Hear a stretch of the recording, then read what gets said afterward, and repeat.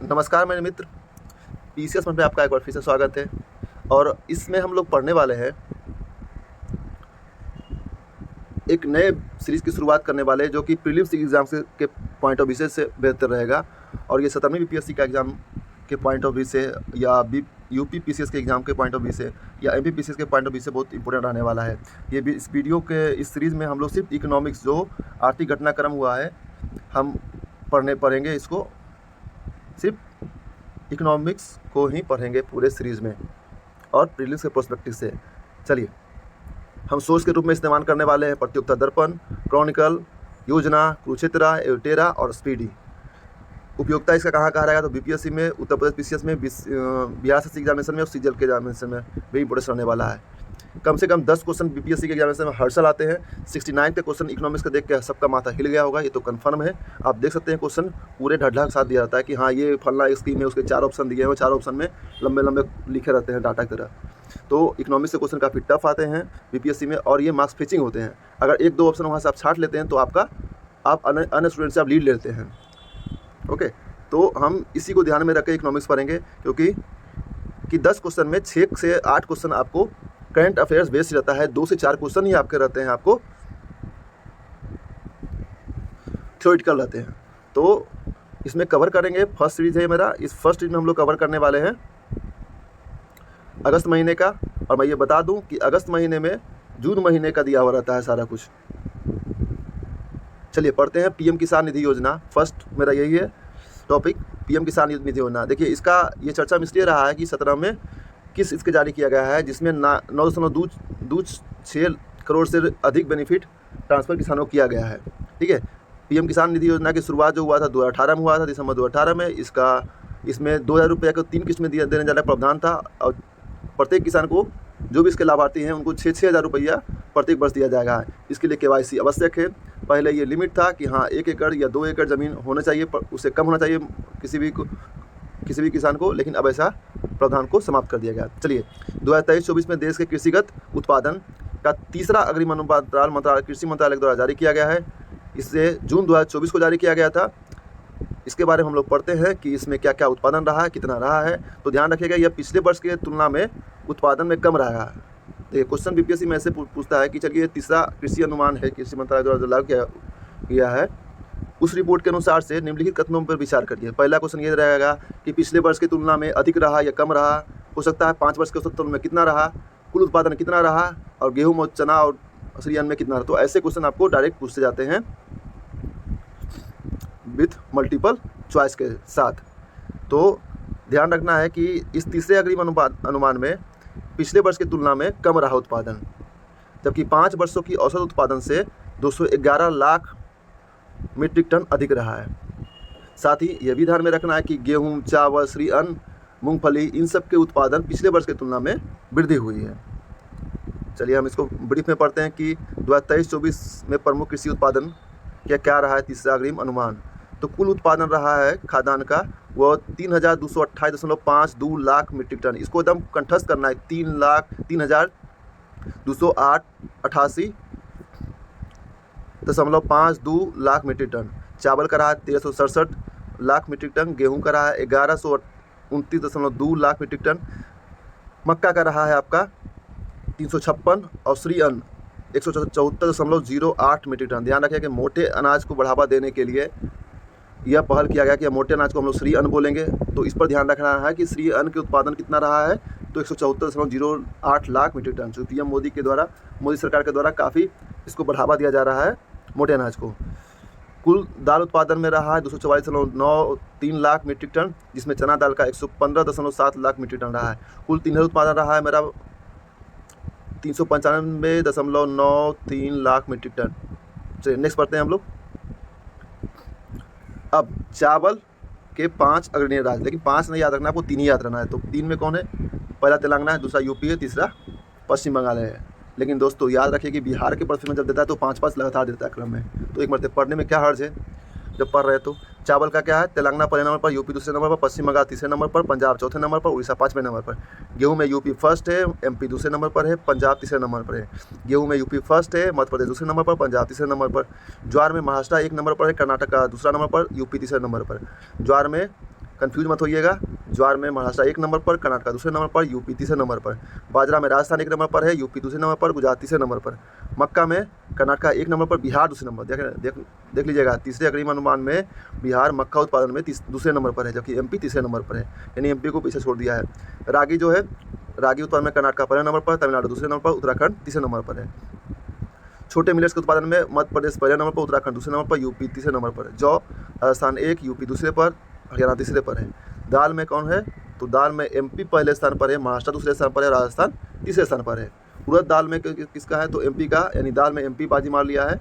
मूंग में देखिएगा तो एमपी है, यानी दाल में एमपी ही बाजी मारा है, महाराष्ट्र दूसरे नंबर पर है, बिहार तीसरे नंबर। मूंग दाल में बिहार का उत्पादन क्षेत्र में तीसरे नंबर पर। मसूर दाल में एमपी पहले, यूपी दूसरे, तीसरे पर पश्चिम बंगाल, चौथे पर बिहार। तूर दाल में यानी अरहर के दाल में कर्नाटक 1 नंबर पर। चलिए नेक्स्ट टॉपिक, खरीफ उपजों के लिए अभी हाल ही में एमएसपी जारी किया गया है। तो इसमें बस इतना ही ध्यान रखना कि धान का याद रखना कि धान का कितना रहा है एमएसपी, तो 2300 प्रति क्विंटल रहा है। याद रखिएगा कि एमएसपी को जारी करने का एक नया नियम संशोधन किया गया था। इसमें यह कहा गया था कि लागत का 1.5 मल्टीपल करना था। ये स्वर्ण सिंह समिति के द्वारा अनुशंसा किया गया था, सॉरी स्वर्ण सिंह नहीं, स्वामीनाथन कमेटी के द्वारा किया गया था। और इसी को ध्यान में रख के बजट 2018-19 में यह घोषणा किया गया था कि जितना भी कृषकों का लागत रहेगा उसका 1.5 हम लोग देंगे। तो ध्यान रखिएगा कि जो एमएसपी लागू किया जाता है वो कुल 23 फसलों पर, मेनली 22 फसलों पर, एक जाता है एफआरपी लागू किया जाता है 22 फसलों पर। 14 में रहेगा खरीफ, 6 में रहेगा रबी, 2 में वाणिज्यिक और 1 पर रहेगा चीनी, जिस पर आपका एफआरपी लागू किया जाता है। और ये जारी करता है कौन, तो CACP द्वारा जारी किया जाता है। नेक्स्ट, ऑनलाइन भुगतान धोखाधड़ी कम करने हेतु एक कमेटी गठन किया गया है, जिसका नाम है AP होता कमेटी। AP होता कमेटी का गठन ऑनलाइन भुगतान धोखाधड़ी को कम करने के लिए किया गया था। बधावन बंदरगाह कहाँ है, तो महाराष्ट्र में। यह चर्चा में इसलिए रहा है कि यह देश के सबसे बड़े कंटेनर के रूप में विकसित किया जाएगा। लेकिन अभी देश का सबसे बड़ा कंटेनर कौन है, तो Jawaharlal Nehru port and trust है, जो कि महाराष्ट्र में ही है। नेक्स्ट, 2023-24 में देश में शुद्ध एवं सकल विदेशी FDI में गिरावट आई है। यह गिरावट 3.49% रहा है। 2023-24 में 44.42 बिलियन डॉलर का अंतर प्रवाह रहा है मेरा FDI का। FDI प्रवाह में सबसे 1 नंबर पर भारत में आने वाले में कहाँ से है, तो सिंगापुर से, दूसरा मॉरिशस से, तीसरा अमेरिका से। 2024-25 में मौद्रिक नीति की दूसरी द्विमासिक समीक्षा जारी किया गया, जिसमें कोई भी परिवर्तन नहीं किया गया। ध्यान रखिएगा, रेपो रेट जैसी था 8वीं बार भी रेपो रेट को उतना ही फिक्स किया गया, इसमें कोई चेंज नहीं लाया गया है। और यह भी ध्यान रखना है कि इन्फ्लेशन को 4 ± दूर रखने का लक्ष्य रखा गया है RBI के द्वारा। अभी फिलहाल CPI जो है वह 4.2 रहने का अनुमान लगाया गया है। RBI द्वारा 100 टन स्वर्ण को वापस मंगाया गया है। कहाँ से, बैंक ऑफ इंग्लैंड से वापस। देखिएगा कि RBI के पास कुल भंडारण कितना है। अभी RBI के पास 822.1 टन स्वर्ण का भंडारण है। इससे पहले चंद्रशेखर की सरकार में 1991 में पहली बार RBI द्वारा क्या किया गया था, वापस लाया गया था 116 टन सोना। अब इसको यह समझना है कि RBI ऐसा क्यों करती है, तो RBI अपने बैलेंस शीट को बैलेंस करने के लिए ऐसा करती है। ठीक है, 2023-24 में कृषि मंत्रालय द्वारा बागवानी फसलों का द्वितीय अग्रिम अनुमान उत्पादन लागू का अनुमान लगाया गया। ओके, इस अनुमान में यह बताया गया कि इसमें बस इतना ध्यान रखना है कि बस इसमें कुछ ज़्यादा है नहीं, लेकिन फिर भी मैं आपको लास्ट में एक PDF डाल दूंगा इसमें कि हाँ क्या क्या रहने वाला है। 2023-24 में भारत का जो कृषि आयात है वो 8% से घटकर 2022-23 में 35.7 बिलियन डॉलर से 2023-24 में कितना हो गया है, 32.8 बिलियन हो गया। ध्यान रखिएगा, भारत का जो कृषि आयात है वह 8% घटकर कितना हो गया है, 32.8 बिलियन टन हो गया है। इसका कारण क्या था, तो कारण था खाद्य तेलों में गिरावट। खाद्य तेलों के आयात में लगातार गिरावट हो रही है। कोलार गोश्त कहाँ है, तो कोलार जिला में है। कर्नाटक सरकार ने पुनः इसे खनन को प्रचलन में लाने के लिए अपना नियम बनाया है। इसे 2001 में बंद किया गया था। ध्यान रखिएगा, कोलार जिला जो है, कोलार शहर जो है वो 1902 में विद्युतकृत होने वाला पहला शहर है। नेक्स्ट टॉपिक है हमारा 53वीं जीएसटी परिषद की बैठक। 53वीं जीएसटी परिषद की बैठक किसने किया था? सीतारमण ने किया था, जो हमारे वित्त मंत्री है। इसमें मुख्य रूप से फोकस यह रहा है कि जो शैक्षणिक संस्थान है उन पर उनका अगर किराया 2000 से अधिक है तब उन पर 12% टैक्स लगाया जाएगा, 2000 से कम है तो उस पर 12% टैक्स नहीं लगाया जाता है। सभी दूध के डिब्बों पर 12% का जीएसटी लगाया जाएगा। सरकार ने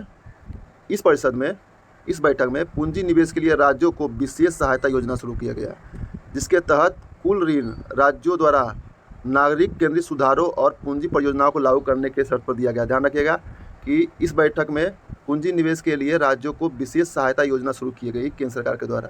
ओके, नेक्स्ट पढ़ते हैं। इसी का है कि आंतरिक बजट 2024-25 में राज्यों को करों के हस्तांतरण के लिए 12,19,783 करोड़ रुपये का आवंटन किया गया। कितना किया गया? तो 12,19,783 करोड़ रुपये का आवंटन किया गया था। यह आवंटन आर्टिकल 280 के अनुसार प्रत्येक 5 वर्ष के लिए वित्त आयोग की सिफारिश पर किया जाता है। और इसका संबंध किस आर्टिकल से? 270 से। आर्टिकल 270 ये कहता है कि केंद्र सरकार द्वारा एकत्रित शुद्ध कर पर कर आय को बांटना है केंद्र सरकार और राज्य सरकार के बीच में। ध्यान रखिएगा, इस विभाज्य पूल में, ये टॉपिक है, इस विभाज्य पूल में केंद्र सरकार द्वारा लगाया गया उपकर और अधिभार शामिल नहीं होता है। नेक्स्ट मेरा चर्चा में रहा pump and dump scheme. Pump and dump scheme जो है उसको सीबीआई ने भी पूर्णतः बैन कर दिया है। दरअसल ये शेयर मार्केट संबंधित स्कीम है। जैसे पंप एंड डंप स्कीम एक प्रकार की हेर फेर गतिविधि है जिसमें झूठी और भ्रामक जानकारी के माध्यम से स्टॉक की कीमत को कृत्रिम रूप से बढ़ाया या घटाया जाता है, जिससे क्या होता है, जो निवेशक होते हैं वो भ्रमित हो जाते हैं और वो एक ऐसे कंपनी में निवेश करते हैं जिसमें लाभ नहीं हो, बस झूठी मूठी दिखाया जाता है, शो किया जाता है। नेक्स्ट, हाँ, इसमें संबंध किससे? तो मुख्यतः माइक्रो कैप से है और स्मॉल कंपनी से संबंधित प्रचलित है। ठीक है। नेक्स्ट, अर्थोपाय अग्रिम योजना। अर्थोपाय अग्रिम योजना आरबीआई एक्ट 1934 द्वारा लागू किया गया था और अभी तक जारी है। यह एक प्रकार का वित्तीय समायोजन साधन है। ध्यान रखिएगा, यह एक प्रकार क्या है? वित्तीय समायोजन साधन है, जिसका मुख्य उद्देश्य यह है कि आरबीआई राज्यों और केंद्र शासित प्रदेश के लिए कुछ रुपया जारी करता है, ठीक है, जिससे वे अपने राजकोषीय स्थिति में सुधार कर सकें और अपने वित्त का अच्छे से प्रबंधन कर सकें तथा भुगतान संतुलन को भी बनाए रखें। यह केंद्र सरकार के लिए भी लागू होता है। तो उसी पर एक अभी अनुमान लगा, पहले की क्षमता को बढ़ाया गया है। पहले क्षमता कितना था? 47,010 करोड़ रुपया, अभी बढ़ा कर दिया गया 60,118 करोड़ रुपया। तो बस इतना याद रखना कि अर्थोपाय अग्रिम योजना आरबीआई संबंधित है। यह इसलिए यह योजना वित्तीय समायोजन साधन है, ठीक है ना, जो कि राज्यों और केंद्र शासित प्रदेशों के राजकोषीय स्थिति को बेहतर करती है।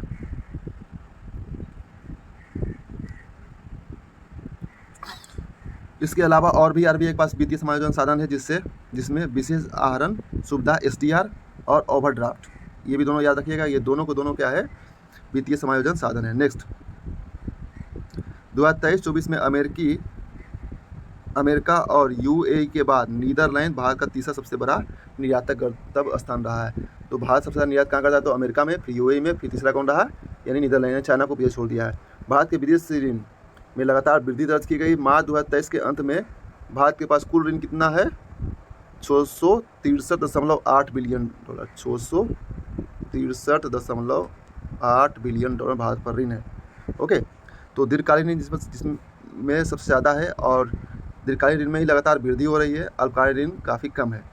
ठीक है, तो ये रहा मेरे दोस्तों अगस्त के पूरे अर्थव्यवस्था संबंधित घटनाक्रम, और इसी में हम लोग पढ़ेंगे ये कुछ इम्पोर्टेंट एमसीक्यू